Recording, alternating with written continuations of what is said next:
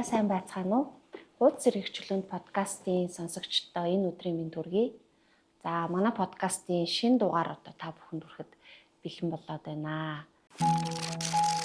Хуудас сэргийгчлэнд подкаст нэвтрүүлэг. За энэ удаагийн дугаар маань нэлээд онцлогтой байгаа шүү дээ, тий. Одоо хуудас сэргийгчлэнийхөө бит хоёр сенс буюу мэдрэмжээ хуваалцах шинэ болон үүсгэсэн байгаа. Тэгээд одоо энэ болонгийнхаа энэ дугаарт шинэ он удахгүй гарах гэж буй тохиолдуулан шинэ эхлэлийн тухай сэдвтэй шүлгүүдийг уншаад та бүхэнтэй мэдрэмжээ хуваалцахаар шийдсэн юм аа. За тэгээд баяраа өөрийнхөө сонгосон шүлгийг уншаад эхлүүлээд явчихв. Тийм.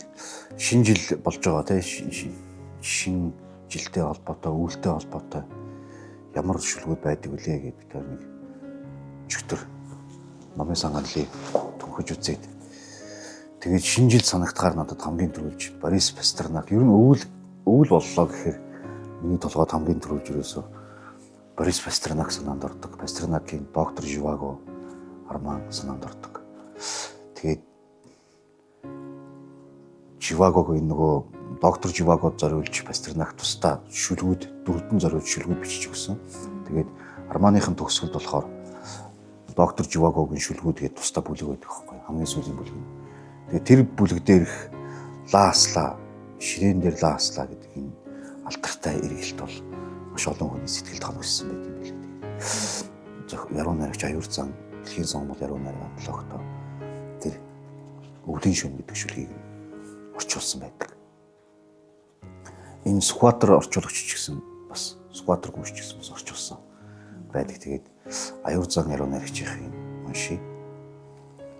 Шин цас газар дэлхийг хучлаа. Хаяа хэрхэггүй хучлаа. Ширээн дээр лааслаа. Зуны шумуул сүргэлэн хойлраад дүл зүглэн нисэлдэх мэт 100 түмэн будраа хийсэлдэж цонхны хүрээнд буулаа. Ширхэг гэрэн цас шуурч шилэн дээр угалз мэтгэлээ. Ширээн дээр лааслаа. Гэрэлтэж гийсэн адарт сүудрүүд тусч сүлжилдэх нь тэрвэлдэж атгалцсан гарууд үрдийн заяагаа холбох мэт. Хос мөнгөн шаахаа шалнаа тусхийн өмнө тос мэлтрэх лаам хөлмс даашинсан хормой тусав. Шимнэх цасны хаяа хэрхэггүй цал бууралд бүгд төөрлөө. Ширээн дээр лааслаа. Саваагүй дүлийг далдраас хийгээд хүслийн салхи сэвэлцгүйе. Сахиусан тэнгэрийн шиг хос талавч хаан ихтэйгээс дэрвс хийлээ. Шин цасанд хавирган сар үүрэх мэт цар цацарч буулаа. Ширээн дээр лааслаа. 1946 шүлэг тий. Тэгээд яагаад энэ шүлгийг сонгосноо бол сая хэлсэн. Зөв одоо хоёлаа бас ард нь нөгөө мэдрэмжээ хуваалцаад байгаа шүү дээ, тий. Тий. Живаго октябрийн хувьсгалын дараа бүх сэхэтнүүд ерөнхийдөө нэг болохгүй гэдгийг мэдрээд эх орноо хаяад явхад Живаго хаагуулын Юрьятин руу эх орныхоо гүн рүү явдаг. Бүх хүмүүсээс эсрэг урсгалд явдаг. Тэгээд энэ Живаго гэдэг энэ арман бол яруу найрагчийн зүрх сэтгэлийн тухай арман байхгүй. Яруу найрагч нөгөө шуурга салхийг сүрэн алхам гэдэг шиг ингээд амьдралын шуурган дундуур улгаагаа бүчлээд хайрынхаа төлөө бас их оромж сэтгэлтэй явж байгаа тухай. Тэгээд тэндийг үлдэж байгаа тухай. Пастернакийн хувийн амьдралтай ч төстэй ийм ориглон арман байхгүй. Тэгээд тэр ориглон сэтгэлийн нэг хэсэг. Яг доктор Живаго өөрийнхөө сууцны зүг ирэхэд ингээд тэр сууцны цонхон дээр цан хайлуулад нэг хэсэгт ингээд лаасцсан байдаг арман дээрээ. Яг тэр мэдрэмжийг харуулсан. Тэр мэдрэмжийг арталтан шүлгээр тайлбарласан юм шиг надад санагддаг тийм. Орчуулга нь болохоор аюур зан ахих. Тэгээд нөгөө давталтууд нь ритм нь айгүй гоё уншихад сонсоход айгүй сонсголонтой гоё санагдлаа. Тэгээд нөгөө лааслаа гэхэр чинь гэрэлгийг асж штэ тий. Энэ ямар нэг ихтгэл найдвар ирмүүн тэмүүлэл цаана байгаа юм шиг сонсоход бол тийм мэдрэмж төрж. Тэгээ нөгөө сэхэтнүүд тун хэцүүхэн хавчигдсан тодорхойгүй ирээдүйн өмнө байгаа ч гэсэн хүйтэн жавар дундуур байгаа ч гэсэн тэр цонхны цаана ингээд дөллөө тасж байгаа ганцхан лаа сэтгэлийг нь дулаацуулж ирээдүг рүү дуудаж байгаа тухай тийм яруу шүлэг байгаа юм л да. Чиний ихний шүлэг юм. За. Тийм. Шинэ оны ялангуяа босхон дээр нөгөө нэг тийм эхлэлийн тухай ч юм уу, ирээдүйн тухай ч юм уу бодлогоосаа хүмүүст хамгийн их төрдөг мөч гэвэл одоо жилийн 365 хоногоос ер нь бол тий тэр он тулсан мөч шүү дээ тий. Тийм болохоор бид өөр ийм шүлгүүд сонгоод байгаа. За би болохоор манай 90-ад оны яруу найрагчдын бас нэг одоо сод төлөөлөл гэж болох тий Дорж Дамбын Бат тогтох гэж цэл залуудаа гэд бичиж байгаад бас цэл залуудаа хорвоо өргөсөн маш сайхан уянгийн шүлгүүдтэй яруу найрагч байдаг. Тэгээ энэ Бат тогтох яруу найрагчийн орчлонгийн сайхныг бий мэднэ гэж шүлгийг сонголоо.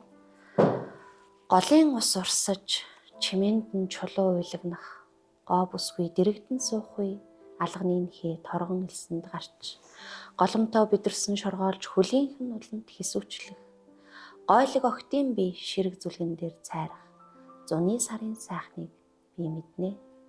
Хайлган намраар цас орж бодол хайрлах хатсан өвс одох шуудын нулимс даалгүй хугарах хавийн хүмүүс өвөөтэй минь ярьж намайг инхрийлэх хаах бол байгаа ихчээс минь зургтай захиа ирэх намрын сарын гунигийг би мэднэ. Өвөр дээр минь цасан ширхэг унаж хайлах өвөг аав минь гансныхаа толгойд дулаацаж суух үнжин хүлээсэн ижи минь малаас ирэхэд намайг үнсэх өвлийн сарын бүлээнийг би мэднэ.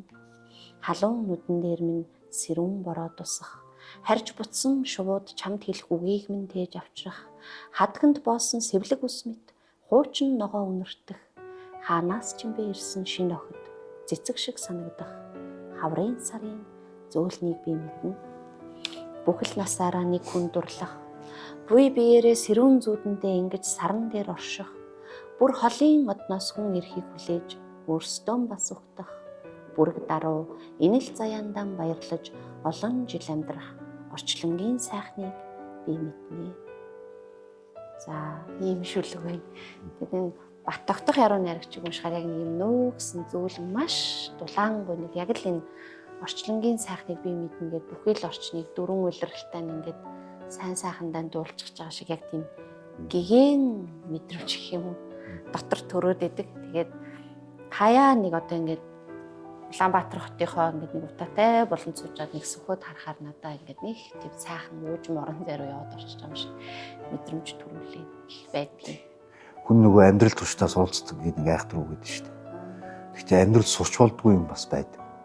Анханасаа хүн мэддэг зүйл байдаг. Магадгүй амьдрал олон зүйл шинээр сураад байдаг боловч амьдралд бас олон зүйлийг цуулан эсрэг нь алддаг. Тэгэхээр хүний ер нь амьдрал туршдаа цуулж алддаг мэдрэмж бол сайн сайхны тухай мэдрэмж юм шиг байна. Яруу сайхны тухай мэдрэмж юм шиг. Тэгэхээр Бат тогтох гэдэг хүн яг тэрийг л хэлж байна гэж би бодод байна. Гэхдээ хар залуудаа ертөнцийн сайхныг мэднэ гэж шүү дээ. Тэгэхээр яг л тэр чанарыг хэлсэн юм шиг. Бат тогтохын шүлгүүд нэг тийм юу юм шиг мөртлөө айгу гинэ юм шиг мөртлөө тийм хүчтэй. Айхтар хүчтэй. Тэгээд өөрөөс нь юу ч одоо ятгахж одоо дээрлэхэж мүдээдж салгаж авч чадахгүй тийм өөдрөг санагддаг нэг Оросын Осип Мандельштам гэдэг яруу найрагч байдаг шүү дээ. Тэр яруу найрагч шиг нэг тийм гэгэн урсгал санагддаг. Эвгүйх юм гониглоо юм шиг уншигтаад төмөртлөө цаана хүнд нэг сайн сайхны тухай юм ингээд өгнүүдээрээ ингэж тээж өгчөөд л ингээд холддог тийм. Юу нэг яруу найрагчд юм надаа. Яруу найрагчд надаа ингээд бодогддог байхгүй юу? Хоёр янзын яруу найрагчтай. Ингээд шүлгийнхээ төгсгөлд өөрөө ингээд идгэрдэг. Шүлгээрээ дүрлцдэг бас яруу найрагчд байдаг. Бат тогтох бол нэг дүрлцэхгүй ингээд идгэрдэг. Шүлгийг нь уншсан хүн ч гэсэн хамт ингээд идгэрдэг. Тийм яруу найрагч надад санагддаг юм. За чиний хоёр дахь шүлэг нь Бат тогтохын араас одоо шүлэг унших амаргүй. Одоо яруу найрагч Эрдэнэ Солонгын ирээдүйн дурсамж гэдэг төвөр. Эрдэнэ Солонго яруу найрагч юу нэг цагаан цайлга юм шиг мөртлөө шүлгэн төгсгөр айгу тийм гүнзгий рүү татж оруулдаг яруу найрагч л та. Тэндээс би нэг энэ төсөөлөл гэж шүлгийг би эхлэлийн тухай шүлэг юм болов уу гэж бодсон юм. Яруу найрагчийн тухай шүлэг. Төсөөлөл. Магадгүй төсөөлж байсан шиг минь ер бусын зүйл хизээ нэгэн цагт болно. Хизээ нэгэн цаг гэдэг нь одоо ч байж магадгүй. Ер бусын зүйл нь ер бусын гэрэлт мөрүүд байж мэднэ. Ер бусын гэрэлт мөрүүдийг хизээ нэгэн цагт бичиж магадгүй. Хизээ нэгэн цагт гэдэг нь одоо ч байж магадгүй. Хэрэгэм зэрэг алдар хүнд хөрөнгө зойргүй намайг хулгай дээрэм залмих ямар ч аллагыг бүх утгаар нь хийж чадаагүй, хийхийг хүсээгүй намайг хизээ чим хаашаа чим нисэн өнгөрөх цаг хугацааны хэвлийдэн мөнгөлн тэр мөр. Тийм. Эрдэнэ Солонго ингээд ер нь бол шүлэгэн дотроо маш их амьдралаа хүрнсэн яруу найрагч л та. Тэгэхээр яруу найрагчийн амьдрал юу вэ гэвэл яруу найрагчийн амьдрал шүлгүүд нь гэж нэг үг байдаг. Яг тэгэх юм бол яг тэр үднээс нарах юм бол Эрдэнэ Солонго яруу найрагчийн энэ шүлэг яг тэрийг хэлж байгаа юм шиг. Яруу найрагчид намтар гэж байдаггүй. Яагаад гэвэл шүлгүүдэнд үний намтар гэдэг. Тэр байхгүй. Тэгээд яг ингээд шүлэг бичгтээ ингээд нэг арай өөр орчинд арай өөр амьдрал шилжээд шүлгээ дуусгаад цэгээ тавихтаа амьдрал руу ороод тэгэхээр шүлэг бичнэ гэдэг яруу найрагчийн хувьд шин эхлэл байдаг. А шүлгээ бичихгүй яваа яруу найрагч жоохон тийм өөр амьдралд харьяалагдчих магадгүй гэж боддог байхгүй. Яг тэр тухай л эхлэл надад санагдсан. Магадгүй хизээ нэгэн цаг гэдэг нь одоо ч байж магадгүй гэдэг тийм. Ийм мэдрэмж надад аюу таалагдсан юм аа. Одоо цагаас чинь яг одоо нөгөө ирээдүй эхлэн штэ тий. Тэгэхээр яалтчгүй шинэ эхлийн тухай шүлэг мөн л гэж би бодож байна. Тэгээ бас өөртөө итгэхийн тухай юм шүү тий. Яруу найрагчийнхаа яг энэ ширээндээ суугаад ингээд яг бичих гэж байгаа тэр агшиндаа өөрөө өөртөө ингээд юу гэдэг штэ тий. Отооч яж магадгүй гэхэд магадгүй өөртөө итгэлийн тухайч бас байж болох юм шиг санагдлаа. Тэгээд ирээдүйн дурсамж гэдэг үг нь надад аюу цад ийм бодж олоод номоо нэрсэн аюу сайхан санагцсан та. Тэгэхээр яагаад гэвэл яруу найрагчд бол ирээдүйн дурсамжийг бүтээж байгаа байхгүй. Бид нар бол ирээдүйн дурсамжийн төлөө амьдарч байгаа. Бидний амьдрал ирээдүйн дурсамж болно гэхээр надад их тийм гоё гаргалгаа санагдсан. Тэгээд номных нарт ургийн модны үндсэн тэнгэрт үзүүрэн газарт болоо гэдэг өөр их алдартай үг байна. Эрдэнэ Солонго найрагч чинь бас айгу тийм нилээ эдэн номтой шүү дээ. Одоо бидний мэдхийн лав 2 3 тийм гүзээлцгний амьдрал. Тийм гүзээлцгний амьдрал. Зун шиг. Тийм зун шиг гэдэг. Тэгээд ирээдүйн дурсамж. Тийм ирээдүйн дурсамж гэхэд айгу нэг анх мэддгүү хахад нэрийг хараад номуудын нэрийг харахаар эмэгтэй яруу найрагч юм болов уу гэж бодвол нөгөө тэгэл аваад уншсан чинь ингээд сэтгүүл зүйн салбарт ажилладаг залуухан тийм ах байсан намайг л удаа анх номуудыг уншиж хахад тэгээ ингээд шүлгүүд нь айгу шулуухан хурц те нэг илүү дутуу гоёчл чимгэлдэггүй юмыг айгу шул ялуу нэг гаргалгаандаа айгу гоё ирсэн хүрчдэг тэр шийдэл нь айгу гоё сайн шүлэгч гэсэн яг цайлган цагаан яриатай хүмүүс чи хүмүүс нэг ингээд нэг хөнгөнөөр хүлээж аваад байдсан шүү дээ. Тэгээд яг Солонгогийн шүлгийг сая юу гэж юу уншаад дууссан дараа юу гэж юу гэдэг нэг эргэж харуулдаг байхгүй яахарахгүй тэр нь бол Эрдэнэ Солонго яруу найрагчийн хүчлээ тий. За чиний дараачийн шүлэг.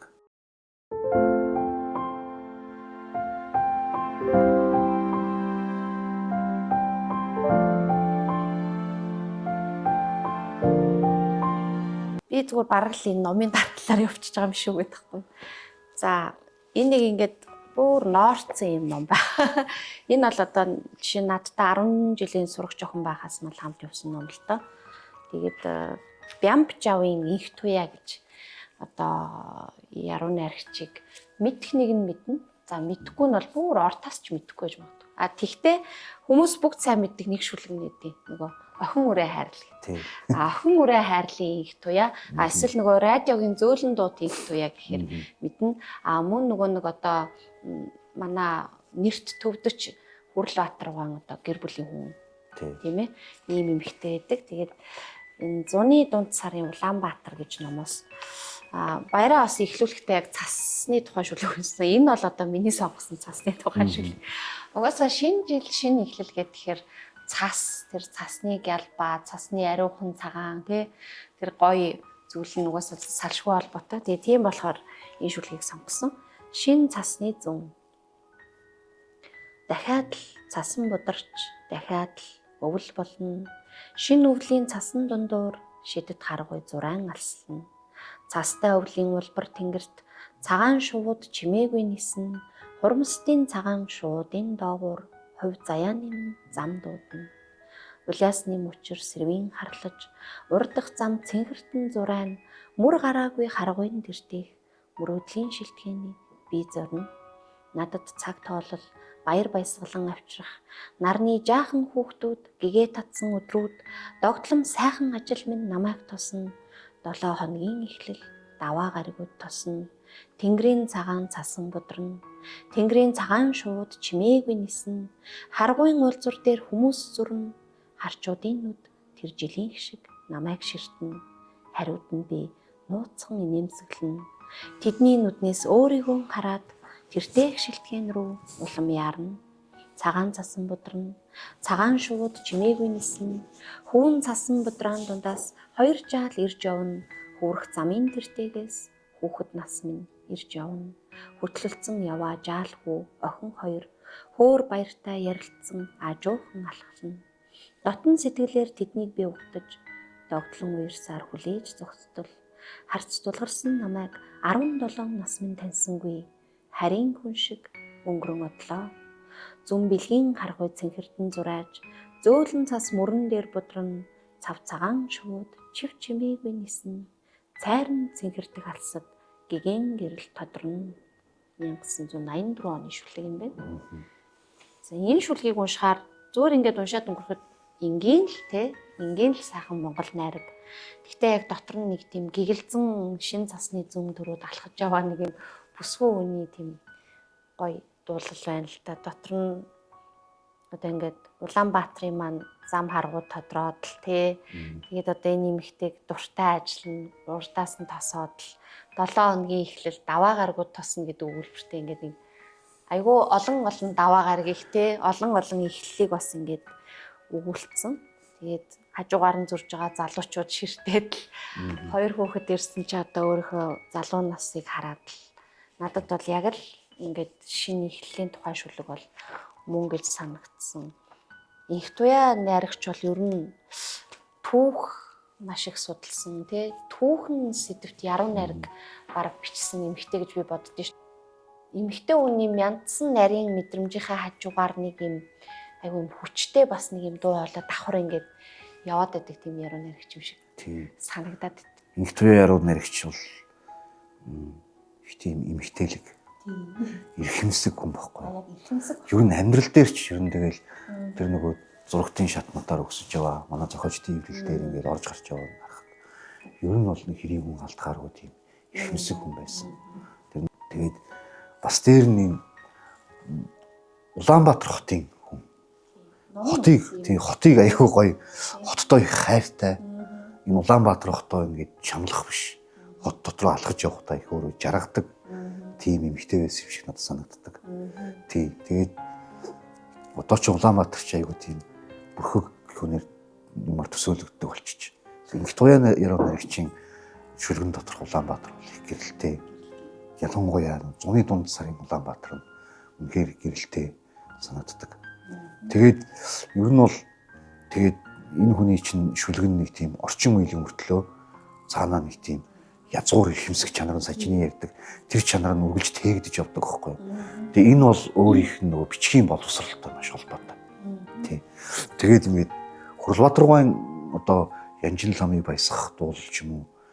Тэгэл одоо зарим орж авах хөтгтийн шүлгүүдийн тэр аюу тийм гоё уян хатан найраглагч чанарт ч бас инх туяа яруу найрагчийн нөлөө байгаа юм шиг санагддаг юм. Тэгээд ийм сайхан хүчтэй яруу найрагч одоо энэ ертөнцид байсан. Тийм. Улаанбаатарын гудамжаар инээмсэглэл алхаж байсан. Тийм. Энэ номыг надад хийн өгсөн гэхээр манай 10 жилийн нөгөө нэг шүлгийн дугуулаа удирддаг байсан Чулуунбаатар гэж багш маань. Би одоо нэг жоохон охин шүлэг бичээд бүүж явчихад надаа энэ номыг онцолж өгсөн. Гэтэл би ерөөсөө огт мэдхгүй. Тэгэхээр ч одоо чи энийг уншаад үзье. Эмэгтэй хүн одоо ингээд энэ яруу найрагчдад те ямар шүлгүүд бичсэнийг одоо ингээд эмэгтэй хүний тухай их бичсэн байгаа. Эмэгтэй хүний мэдрэмжийн тухай их бичсэн байгаа. Монгол хаттынхаа тухай их гоё шүлгүүд бичсэн байгаа гэд хэлээд үүжсэн. Одоо санаж ин л та. Тэгэхээр багш маань бас хараад яг л ижлэх нь те одоо нэг охинд энэ номыг өгж ийн гэдэг нь өөрөө надад бас одоо эргээ харахаар айгу гоё санагдаад байна. Тэгээ манайхан чи ингээд шүлгийн тухай мэдрэмж нь юу ч гэдэг нэг сорчлоод унших маягийн эсвэл хитрхээ таашаалаад дагаад явчихдаг тий. А яг болно л доо. Гэхдээ ялангуяа бичих гэж байгаа хүмүүс бол уг нь бол аль болох олон үнцэг өмнө хин юу бичиж яв гэж бас эргэж харж байвал их гоё шүү дээ тийм ээ. Сая яг чиний хэлсэн хий. Монголын яруу найраг бол бас баялаг шүү. Ингээд унших тусмаа цаашаа өөр зам харгуу гардаг. Бас өөрийнхөө амьдралыг яруу найрагт чигтэн зорж зориулсан маш их хүчрхэг дуу хоолойнууд тэнд байдаг. Тэрний нэг жишээ бол яа харахгүй яг үнэхээр том эхлэл. Маяа донд бол Монголын эмэгтэй яруу найрагч зул задарна гэдэг шиг нэг гоё эхлэл болсон байхгүй. Тэр эхлэлийн бол хамгийн чухал яруу найрагч бол яа харахгүй юм гэдэг. Тэр үеийн эмэгтэйчүүд нэг тийм монголчуу юм шиг санагдаа. Одоо чи нэг туу яг тийм нөө Жатамбын Батцыг их чидрэг уншихаар нэг юм монгол эмэгтэй яг чиний хэлсэн шиг эрхэмсэг мөртлөө нэг юм намп төгс. Нэг тийм 10 буудаа шиг олон дунд гээд тий. Оюун гон шүлгүүдч бас тийм шүү дээ. Санандаа чи намайг санаа. Сар нарыг уулзуулан сэрээд санаа ч юм уу тий. Их тийм өнгө эс байдгийн шүү. За тэр өнгө эс. Тэр эхлэл байлаа. За чиний дараагийн. За одоо уйлчих гэнх үү те. Манай одоо миний багш Пүрүүхүүгийн Батхойг гэж сайхан яруу найрагч байлаа. Батхойг багш бол их тийм юу хүн харахад их гүжрэмгшүүлэгтэй гэсэн мөртлөө бас их зөөлөн шүлгтэй хүн байсан гэдэг нь өөрийнх нь сүүлчийн шүлгүүдийн нэг л дээ. Гэхдээ сүүлчийн шүлгүүдийн нэг гэвч энэ бол яагарахгүй эхлэлийн шүлэг. Даарч хонсон бор шувууны далавчны үзүүр цантай атавж зуурсан бургасных нь арзгар мөчөрч мөстэй харин нүдэн жижигхэн эрдний чулуу шиг хачин тунгалаг тамийн хаалганы бариул дээр татлагж бичсэн эртний бичээс шиг гэрэлтэй дорноос галт тэрэг уйглан ирээд яг 7 удаа дохиогоо татах шиг цагаахан жавар зовхийнх нь долоосон ч дийлдээгүй зовлонг таньсан гарцтай. Хүйтнийг эхлээд тэнгэрийн хаяанаас хурцдж явуулсан цас шиг манаргаад хүзүү заамаараа халуун твийн хиншүүг хэрвс хангалуулсаар даарч хонсон бор шувууны далавчны үзүүрээс бэрч мандсан нар шиг гэрэлцэн. Даарч хонсон бор шувууны далавчны үзүүрээс бэрч мандсан нар шиг гэрэлцэн. Батхойг багш бол Баян хошууны хүүхэд Баян бүрдийн 50 дугаар сургуульд дунд боловсролд эзэмшсэн. Модны 2-ын Жамин гаруйн сургууль дээд боловсролд эзэмшсэн. Багтойроогийн соёл урлагийн сургууль багшилсан.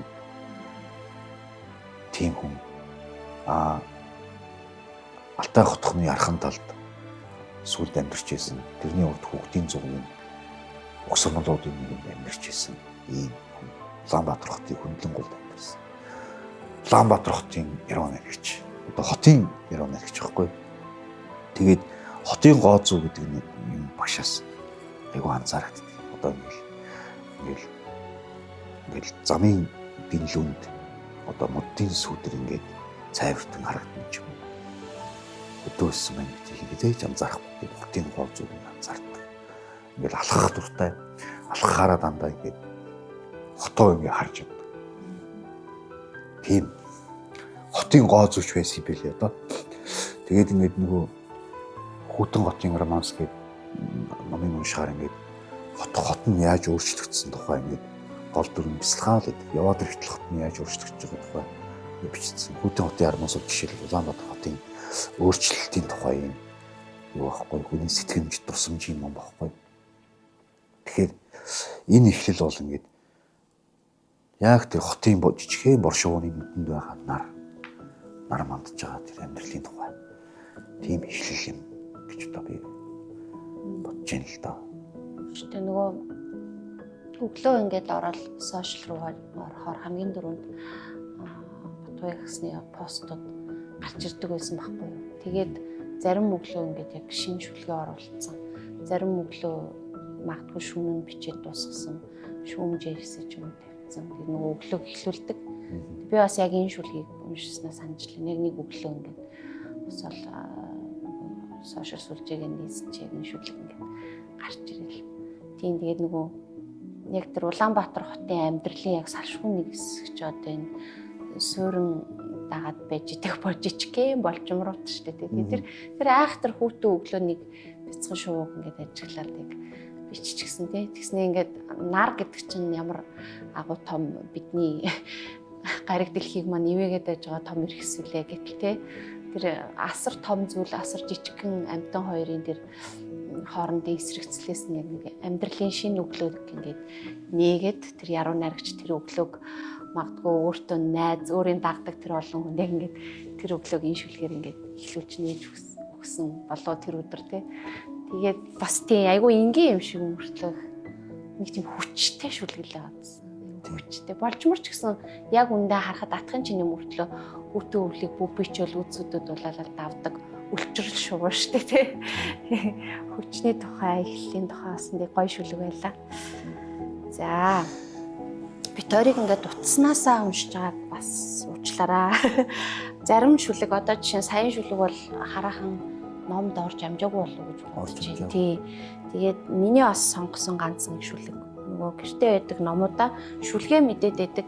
Шинэ нэглийн тухайг ингээд ингээ ганц нэг шүлэг санаанд ороод зарим яруу найрагчхаа номыг хайгаад нөгөө номоос нь жишээ нь олоогүй. За одоо би болохоор өөрийнхөө хамгийн хайртай Монгол яруу найрагчдын нэг Очиратын Даш Балбар гэж хүний шүлгийг уншиж байна. Тэгээд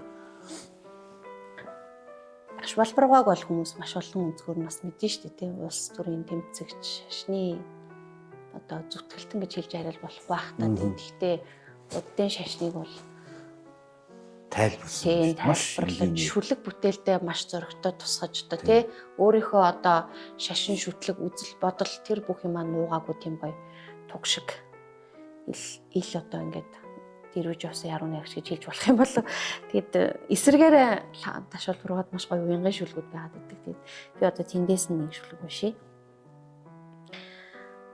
Гэрэлт сараан цэцэг агаар дунд дэлбэлсэн юм шиг хайр сэтгэл минь гэгэн оддын дунд би тохирох байраа олсон юм шиг хайр сэтгэл минь орчлонгийн цоо шин аялгуугаар намайг хулдан уян зөөлөн болгоно оршин тогтнохын шин хэлбэр бит бус яруу сайхныг мэдэрнэм оюун бодлын шин туяа өөрийгөө өргөмжлөх анхны сэрэл одоог минь маргаашаар гэрэлтүүлэх ариун нандин хайр 3 настай охин гартаа атгсан алмигийн хрийлэх шиг гуа сайхан амраг минь чинийхээ ягаахан хацрыг илэвмүү намрын улаахан алим охины гар дээрээс алга болох шиг надад сонин сэрэл төрөвч шимшүүлсэн би түлтэн аяа хайр сэтгэлээ би ягаахан алимны шимшүүс гэмүү амьдрах хүчийг дотроос минь өгч хацар дээр гэрэлтнэм ухаангүй гинэн учирсан чинийхээ төлөө галзуурч чадхаар дурланам униар дунд шуудын далавч гэлсхийх шиг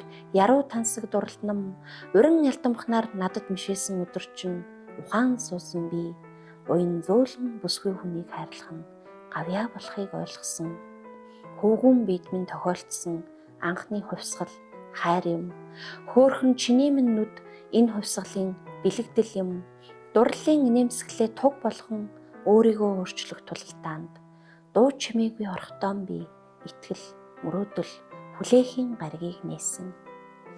Энэ шүлгийг уншихаар ингээд маш гоё уянгын мөртлөө нэг тийм яг тэр хүнийх нь нөгөө юм хувьсгалч тэмцэгч чанар хүртэл харагдаад төгсгөл рүүгээ ингээд тий энэ хайр бол хувьсгал юм гэдэл.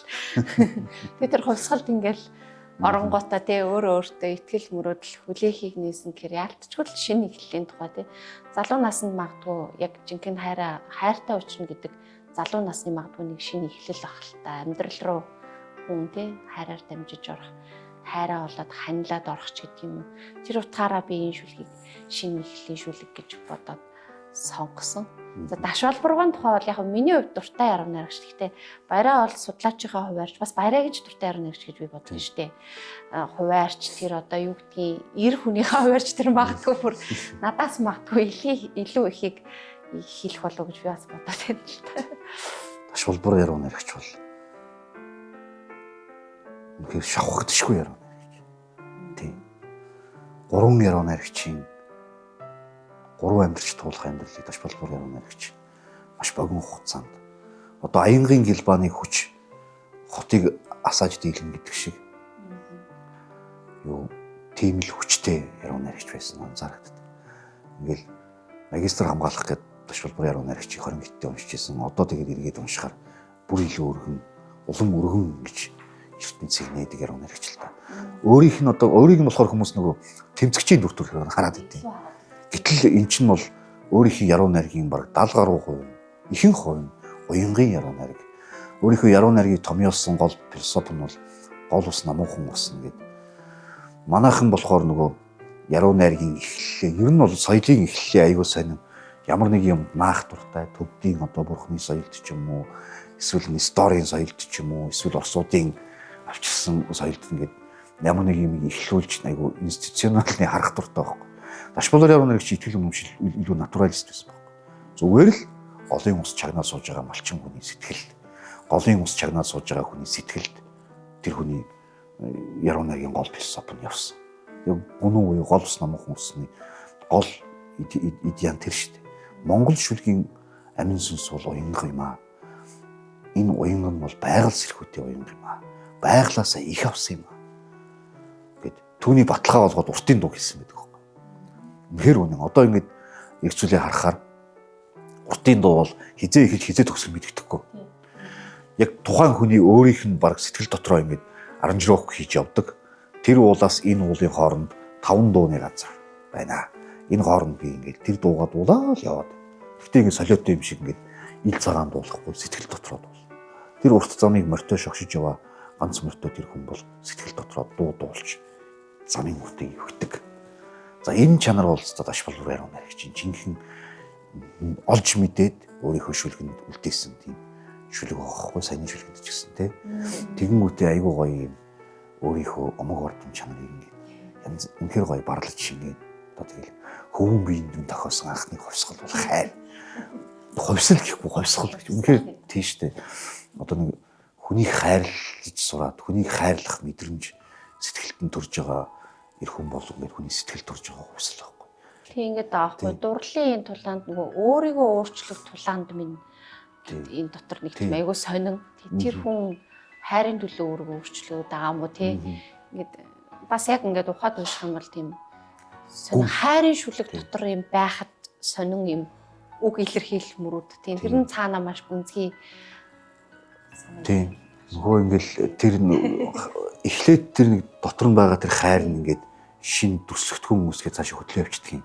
Ингээд жишээлбэл тэр гэрэлт сараан цэцэг дэлгэрэх мэт хайр сэтгэл юм гэж байна шүү дээ. Чинь ингээл өөрийнх нь сэтгэлийн хүч авахгүй нөгөө ингээд сүнс хөвлийнээс ингээд бясалгалын нэг арга барил гэдэг шүү дээ.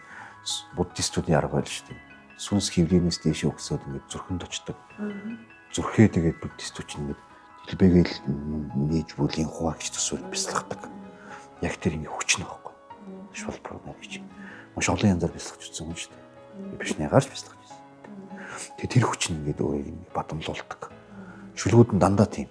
Одоо ингээд үтсгэлэн тун зүг далавчаахан зүгээс шиг үүргэсэн сайхан бүсгүй гараад ирлэн унтлаа гэдэг ч юм уу. Эхлээд тэр нэг эмэгтэй хүний гооцсгэлэнгээс өдөөгдөж ертөнцийн явдал руу очилдог. Ер нь ингээд нэг өөрийнх нь тэмцэнгүй амар баялаг амьдралаас нь гооцсгэлэн татан орж ирж өөрийнх нь яруу найргийн ширэнд суулгадаг. Тийм. Магадгүй тийм баг. Эмэгтэй хүний тухай ялангуяа нөгөө тийм хайрын тухай энэ шүлгүүд нь маш тийм им зүг үнэхээр бүр хамгийн уйхан тийм юм дээрээсээ ингээд бичсэн байдаг шүү дээ тий. Тэгээд тэр нөгөө нэг ингээд телевизээр бидэнд харагддаг ус зурчихын юутай ингээд эсрэгцүүлээд харахаар аягүй сонин тий. Тэгээ бас одоо тэр нөгөө дарга ангийнхаа тухай аягүй бичнэ, ус нутгийнхаа тухай энэ бөмбөрсөн сэтгэлээр ингээд нэх гоё шарах юунууд сэтгэлсэн тий яг сунцсан гэл тий. Тэгээ тэр өөд болоод одсон аав ээжтэй ингээд юу яаж байгаа маш их инэрл нинжийн бас тийм юутай гоё шүлгүүд бас байдаг. Тэгэхээр одоо бас нэрээ ингээд дүүнертэй ч юм уу яхад бас Монгол шүлгийнхаа уянгийг бас харыг юулгын даш балбаргой руу очвол бас их зүгээр юм байна да тий. Тэгээ нөгөө чи сая хэллээ шүү дээ Монгол найргийн юм уянгандаа байдаг гэдэг шиг тэр уянгаар бидний их хэл маш гоёор ингээд нөгөө нээгддэг юм шиг надад санагддаг.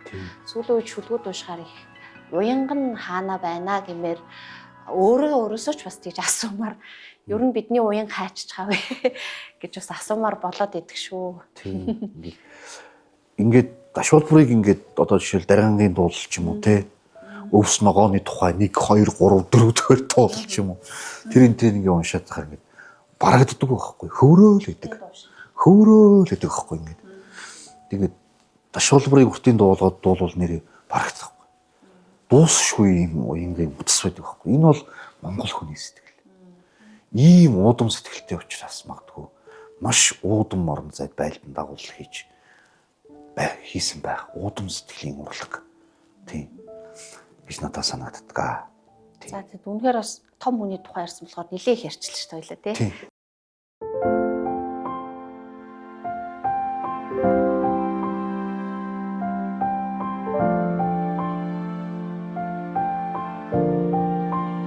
За баярагийн дараа за дашвалбар найрагчийн тухай ярьсан бол түүний араас одоо Баштарнуйн цогоодрах гэдэг түүний сайхан хайртай шавныхын нэгийн тухай ярих сайхан нөгөө цогоодрах гэж энэ яруу найрагч Монголын үндэсний музейн куратор байсан юм. Үзмэрч гэсэн үг нь куратор. Тэр хүн нэг хэд ном гаргасан бэ? Нэг л номтой шүү дээ юм. Тийм. Цогоодрах гэж ийм сайхан яруу найрагч байсан. Тэгээд цогоодрах найрагчийн одоо шүтэн нь бол дашвалбар байсан. Оюутан байхдаа ховдын их сургуулиас ховдын башин дээд гэж одоо ховд их сургуулиас дашвалбар найрагч руу захидал бичээд шүлгүүдээ явуулаад дашвалбар найрагч болсон ингээд хариуд нь шүлэг бичээд багш шавийн барилгатаа болсон. Тэгээд хотод орж ирээд нөгөө хандвангийн өргөнд байсан гүнүү урсгалынхан гол одоо зохион байгуулагч гол шавь нарыг нэг болоод ийм уянгийн сайхан шүлэг бичдэг их өвөрмөц онцгой өөрийн гэсэн өөгдөлтэй тийм гоц яруу найрагч байсан. Гүнүү бол ерөөсөө маш олон гоц яруу найрагчдтай шүү дээ. Жишээлбэл одоо цогоодрах яруу найрагч байна. Тоон дүмийн содон намжил гэж сайхан яруу найрагч байсан. Тэгээд одоо энэ боловсролын сайд, нийгмийн хамгааллын сайд байсан. Усан цэргийн хамгаалан гэж маш гоё яруу найрагч байна. Хөх цул гэдэг номтой тий. Тэгэл гүнүүгийн бас гүнүүгийн нэг салбар нь бол одоо Арлааны эрдэнэ очир яруу найрагч юм. Уянгийн сайхан шүлгүүдийн усал байсан. Тэдний нэг нь цаг хугацаа мэдлэхээс өмнө гэдэг шүлэг бичсэн юм аа. Цаг хугацаа мэдлэхээс өмнө. Хээр талд цаг хугацаа мэдлэхээс өмнө хэсэг бусаг цагаан үүжил явсан. Холих нарны алтан хэцэн дээр хэлгий болжмар жирэгжил суусан. Хөхрөх жуудамд анир чимээгүй үр хөврөл хөлгүй усны мандалдах өнчин үс мэд хандах зүггүй төөрч явсан. Хэрмэл шүлэгч түүнийг цаг хугацаа гэж хитрхи мэрэгэн онож нэрсэн. Тэр мөчөөс эхлэн газар дэлхийнхэн тэнгэрийн цаазыг дагдаг болсон. Хаан тэнгэрийн нуган мөр хэмжээгүй эрхт цаг хугацаа хээр талд мэдлэхээс өмнө хуучин лимбэнд шин аялгуу төрж хувьслын дууг өнөөгийн хилээр дүрцгээдэг байсан. Одоо символизмын яруу найраг нь бол одоо зохицолтгүй гэдэг утгатай Бодлерийн корреспонденс гэж шүлгэн дотор байдаг гэдэг шиг энэ шүлэг бол дашвалбарын гүнүү урсгалын одоо зүрх болсон шүлэг юм. Тэгэхээр цаг хугацаа хизээ эхэлдэг вэ гэдэг энэ асуулт. Цаг хугацаа бол хүний сэтгэлд эхэлдэг. Цаг хугацаа бол хүний сэтгэлийн урлаг гэдэг энэ гаргалгаа хэлсэн. Тэгээд энэ яруу найрагч анх цаг хугацааг онж нэрлээд тэр мөчөөс эхлээд газар дэлхийнхэн тэнгэрийн цаацыг дагдаг болсон гэж хэлсэн. Айгу гоё сонин санаатай гоё шүлэг тий. Тэгээд цог бодрох яруу найрагчийн тэр санаа нь болохоор ингээд айгу уянгийн юм шиг мөртлөө юм цаана айгу их санаанууд тий нууцсан байдаг тийм. Өөрөө айгу даруухан хүн байсан шүү дээ. Маш намхан тэмдэглэгөө мөртлөө ингээд шүлгэн ч гэсэн яг тийм 100% дүлгөө мөртлөө цаанаа нүр одоо энэ шүлэг бол бас цаг хугацааны тухай бүр ингэж байна гэдэг чинь нүр их юм юуг ингээд томьёолгож орлож штэ цаг хугацааг бүр тий. Тийм тэгээд өөрийнх нь яг багшаасаа авсан юу гэхээр өөрөө яруу найргийн юм дөрүүдтэй байхгүй.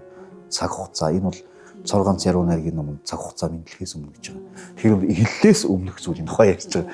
Тэгэнгүүт соль ингээд үүрээд нар жаргах агшинд говийн толгодын зүг ингээд соль үүрээд явж байгаа юм хүний дүр байдаг байхгүй. Тэр бол яг өөрийнх нь дүр. Яруу найргийн гол дүр ингээд өвгөн сольчин ингээд өсөж байгаа. Тэр өөрийнх нь яруу найргийн дүр байхгүй. Нар жаргах агшинд говийн толгодын зүг ингээд соль үүрээд явж байгаа хүн. Ингээд соль түүжих шүү. Тийм. Тэгээд тэр өөрийнх нь дүр төрх одоо энэ номд ингээд үлдсэн юм байна. Бас нэг сонин эхлэл. Тийм. Байж болох бас нэг эхлэлтэй. Тийм. За. Чиний дараа миний хэлж шүү дээ. Чамаа бүлэгээс очив. За ахаад утсаа барьчихлаа. За битээр ингээ ажигласан чинь энэ дугаарт 10 шүлэг бэлтсэний 2 нь гадны яруу найрагч байгаа юм байна. Сая би бодоод сууж. За тэр 2 энэ найрагчийн нэг. За энэ бол Японы яруу найрагч Шунтаро Таникава гэдэг нэг эрхэн байдаг. Түүний шүлгүүд за номороо бол бүтэн цогцоор орчуулагдаагүй гэж би санаж байна. Мерсер шүлгүүдийн яг Монгол руу ингээд монголчилсан тохиолдол нэлээд байдаг. Түүний нэг нь бол одоо энэ амьд явна гэдэг айгүй гоё утгатай шүлэг байдаг. За 2 гадны яруу найрагч сонгосон чинь хоёулаа аюур занахын орчуулгаар сонгогдсон байна. Тэгээд мөн бас одоо Гунажавын аюур занахын орчуулсан юм шүлэг байна. За уншия. Амьд явна гэдэг яг одоо бол ам цангахын алтрах нарна гялбахын нэр дууны ая санаанд орохын гинэт найтаахын дулаахан гараас чинь хөдлөлцгийн нэр. Амьд явна гэдэг яг одоо бол Отом банзал ширтхийн оддыг ажихын нэр. Йохан Штраус, Пикассо, Альпийн нуруу алив бүхнээс сайхныг олж харахын нэр. Өжид хүслээс ангижрахын нэр. Амьд явна гэдэг яг одоо бол уйлж чадах, инээж чадах, уурлаж чадах эрх чөлөөний нэр. Амьд явна гэдэг яг одоо бол нэгтээ нохой хуцаж, дэлхий тэнхлэхээ эргэж, нэгтээ хүн төрж, цэрэг ир шархтан унаж, хаа нэгтээ яг одоо хоосон савлуур хойш урагш гаргаж, хайран энэ л одоо цаг илч үгүй болохын нэр. Амьд явна гэдэг яг одоо бол далавчаа шууд ивхийн, давлгаа түрх татрахын нэр. Бутны ёроолоор төөлөөр хорхой мүлхэхийн, бусдыг хайрлахын нэр. Алханд мэдрэгдэх гарын чин илч аяа амьд яваа минь өртөөл үний хүч. Энэ шүлгийг уншихаар бүр ингээд мэдгүй үнэхээр гоё мэдрэмж төрдгөө ингээд бүх юмыг багтаацсан тий. Амьд явна гэдэг маш энгийн ч зүйл байх юм байна. Амьд явна гэдэг агуу хинч нэр юм байна гэдэг ч юм уу тий. Йохан Штраусээс сонсохын нэргээл тий. Тэгээл ингээд одоо бутны ёроолоор төөлөөр хорхоо мүлхөгч одоо тий. Тэр анзаарагдангуй жижигхэн зүйлсийг анзаарах нь амьд явахын нэр гэдэг одоо амьд явахын утга нэрээ юу юм бэ гэл хүмүүс ч одоо амьдралын утга учрыг зарим нь маш том зүйлээс ирдэг. Зарим нь тэрийг эргцүүлэхгүй мөртлөө яг жинхнээсээ амьдарч чадсан ч байдаг тий. Тэгээд энийг ингээд уншихаар ингээд маш олон бодол ингээд төрөөд идэв. Зурусхан шүлэг мөртлөө эсвэл бүр нэг томхон бүтээл уншсны дараа төрөх олон салаа эргцүүлэгч төрүүлмэрч юм шиг. Тэгээ ер нь Таникава гэдэг энэ хүн өөрөө ингээд шүлгүүдийг уншихаар бас нэг тийм них гоё юм, маш задгай мөртлөө нэг тийм гоё юм хийц байгаад идэв. Хөгжим юм чи, хөгжмийн мэдрэмжлээ юм би гэж мэгэл ингээд нэг тийм гоё яг манай яруу найрагтууд ингээд уян хөөрсөн юм уян гойд бол Шунтарогийн шүлгүүд нэг юм нэрээ богино нот ингээд хөгжмөөр тоглож байгаа юм шиг юм хөгжмөлөг тасархай юм нөгөө шатуудаар тэгснэ ингээд нэг юм химнэл бүтээгээд идэх байхгүй магадгүй нэг цогц хөгжмийн бүтээл төр сонссны дараахта Шунтаро Таникавагийн шүлгийг уншсны дараах мэдрэмж айгүй ойролцоо. Би буруу санаж байна. Нэг шүлгээд шүү дээ нөгөө Ленний хавар дуусаж Пушкиний намар эхэллээ билүү. Нэг тийм шүлгээд Таникавагийн басны шүлэг байдаг. Магадгүй би айгүй задгаа. Тийм. Тэгээд ерөөсөө ингэж юу гэгэрсэн таньсан юм шиг айгүй тийм задгаа бичлэгтэй. Нэг зовхгүй биччихдэг юм шиг те. Тэгээ хамгийн гол нь энэ шүлгийн бас 2 3 орчуулга Монголд ирэлээ л те. Японы яруу найргийн дээдс дээр нэг Сэндо хадаа гэж. Тий, өр Монголын яруу найрагч орчуулсан байсан. Тэгээд яг хөө энэ хувилбарын тод би бол анханасаа нөгөө аюур цандахынхаар уншаад тэгээд энэ шүлэг аягүй таалагддаг. Тэгээд шинэ эхлийн дугаар бэлдэх гэсэн ч угаасаа яагаад ч юм Шунтаро Таникавагаа энэ шүлэг бол гарцаагүй байх юм шиг санагдаад тэгээд сонгосон. Айгуу тийм ёжтой шүү дээ. Угаасаа Басио тэгээд нөгөө Японы яруу найрагч юм л ёжтой. Бүр ёжлын мастер гэвэл нөгөө хин биш. Нөгөө Такубаку. Тэгээд эднүсийн уламжлалт нь айгуу тийм яруу найраг гэдэг чөлөө сэтгэлгээний урлаг шүү гэдгийг үргэлж ингээд сануулдаг байхгүй. Ингээд Японы яруу найрагчдыг уншихаар яруу найраг гэдэг бол яруу магтаал биш. Яруу найраг гэдэг бол чөлөө сэтгэлгээний урлаг гэдэг ингээд харахаар яг японочууд айгуу гоё. Тэрийг илэрхийлсэн байдгийг. Тий. За. Чиний одоо сүүлийн шүлэг болж байна тий. Тий, өнөөдөр унших сүүлийн шүлэг. Юу? Монголын яруу найргийн маш хүчтэй эхлэл. Одоо бахархал. Эхлэл өөрөө бол маш том юмны эхлэл. Ямар нэг юм эхлүүлдэг. Заримдаа хэрүүлж эхлүүлдэг. Заримдаа үнэхээр ингээ хайр татам ухаалгыг яриагч эхлүүлдэг. Ер нь оршин байгаа нь ямар нэг эхлэл байдаг. Яруу найрагч юм л да. Энэ сайхан яруу найрагчийн бурханд хэлэх зөвлөгөө шүлгийн төврийн 304 дугаар хуудсанд байгаа нэргүй шүлэг.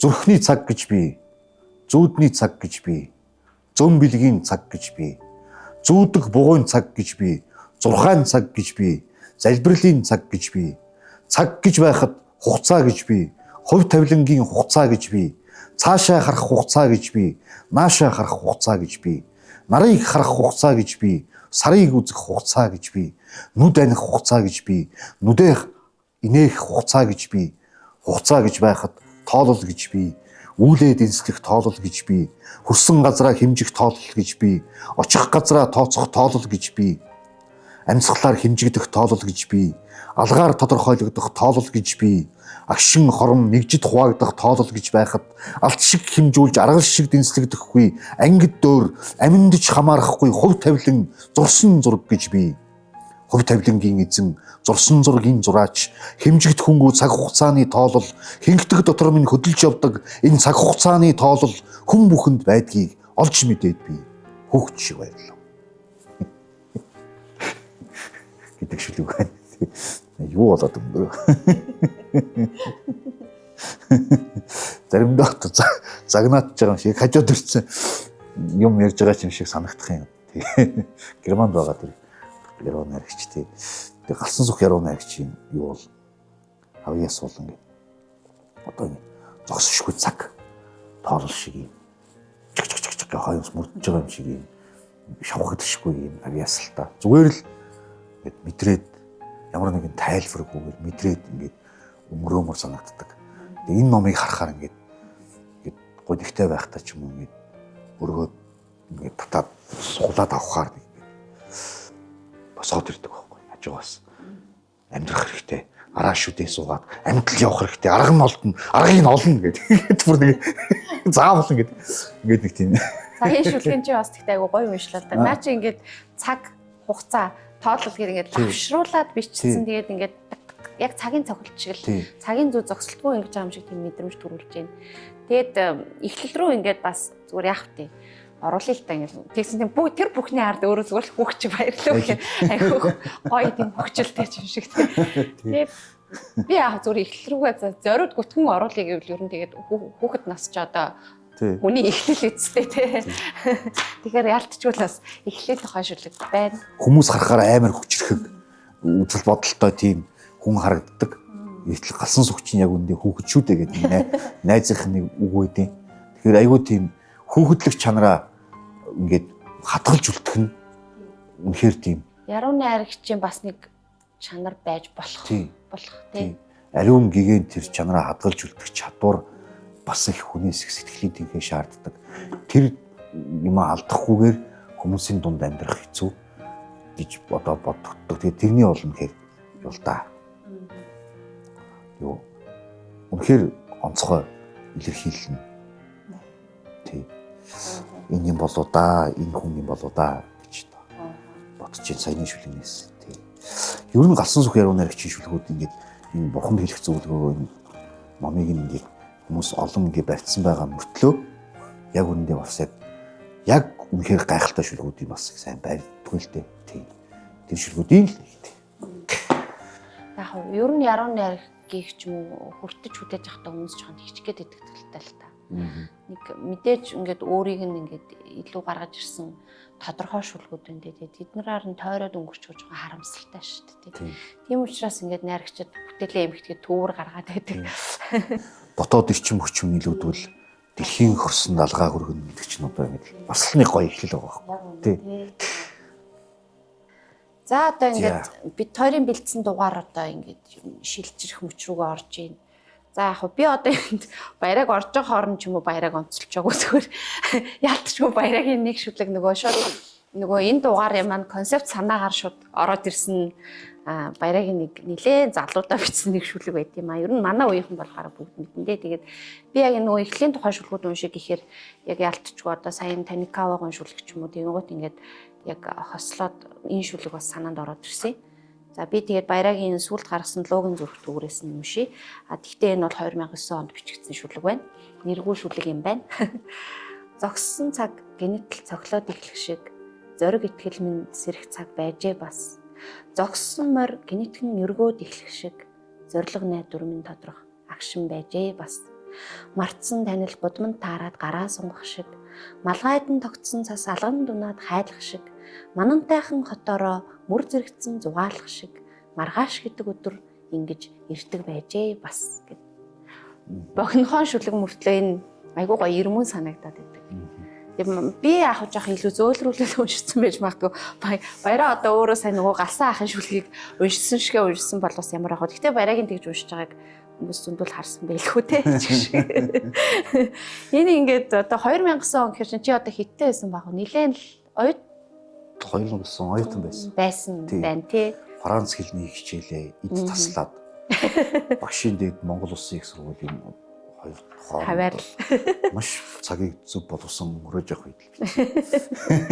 Тэгээ энэ айгу гоё байхгүй яг ингээд нөгөө цаг зогссон байжсэн нь гинт яваад эхэлж байгаа юм шиг те тэр дүрслэлээс эхлээд тэгэд ингээд зогсчихсон байсан морь гинтэн өргөөд эхлэх гэхээр түүнтэй зэрэгцээд хүний дотор зориг найдварын тодрох агшин байж бас агшны тухай яг ямар нэг юм эхлээд ингээд явж байгаа маш тийм өрнөн нэг юм эхлэлийн тухай шүлгэлтэй яалтчгүй тэгэхээр магадгүй баг энэ дугааруудыг маань угаасаа яг энэ шүлгээр зангидахаас л өөр аргагүй л гэж надад санагдсан. Яг тийм маш богинохон мөртлөө айгу товчхон мөртлөө маш тодорхой шүлэг ба. Тэгээ нөгөө мартсан танил будманд таарад гараа сунгах шиг гэхээр яг магадгүй чиний яг ингээд масаагаад нэг танилтаа гар барьж байгаа юм дүр зураг яач юм ингээд дотор буугаад байгаа байхгүй юу. Тэгээд яг таньдаггүй хүмүүст нь яаж буухыг мэдгүй. Таньдаг хүмүүст нь ингээд айгуу гоё дотн дулаан мэдрэмж төрүүлээд тийм ингээд мантайхан хотоор мөр зэрэгцэн зугаалах шиг гэдэг юм. Тэгээд нэх гоё те. Ямар ч юмд ингээд баригдаж хоригдохгүй, яарахгүй те. Тэгсэн мөртлөө эхлээд байдаг. Тэгээ маргааш гэдэг өдөр ингэж ирдэг байж бас гэдэг юм л та. Тэгэхээр яг шин ном болгоны босгон дээр те. Яг л ингээл маргааш гэдэг өдөр ингэж ирдэг байж бас гэдэл бид нар шинэ он руугаа орно тий. Ямар нэг юмыг эхлүүлэх гээд хүлээж исэн бол тэр өдөр нэг л мэдхэд ирдэг тий. Эсвэл ямар нэг зүйлийг хүсэж байсан бол тэрийгэ хийх цаг хугацаа ч юм уу бүтээсэн байх агшин бас нэг л өдөр ирдэг. Тэгээд яагаад энэ шинэ эхлэлийн шүлгүүд гээд хийвэ гэвэл нэгэн он дуусаад нэгэн шинэ он одоо ирэх гэж байна. Хүн болгон энд одоо цог одрох ахын томьёолон бичсэн шиг цаг хугацаа хязгааргүй те алс нүр бид нар томьёолон барихын аргагүй зүйл боловч бид өөрсдөө эхлэн юм шүү те. Магадгүй яруу найрагч түүнийг эхлүүлж байдаг юм шүүгээд. Тэгэхээр одоо эдгээр шүлгүүдийг сонсоод бидний яриаг сонссны ардаас маргааш гэдэг өдрөлгөө шинэ эхлэлт рүүгээ бас урам зоригтой алхахт нь одоо энэ шүлгүүд бас нэгэн жигүүрэн болоосаа бас өнгөрснөө дүгнэхт нь ч гэсэн нэг одоо тэр нэг санамсар сэрэмсрэн болоосоо ч юм уу те надад бол иймэрхүү сэтгэл төрж जैन. Тэгээд сонгосон шүлгүүдээ харахад битээр одоо ингээд айхтар за яг хэнийг ч юм уу гэж байгаагүй ердөө шүлгэнд нь илүү төвлөрөө те иймэрхүү шүлэг байвал гээд шүлгүүдээ сонгосон болохоор Монголын яруу найргийн бас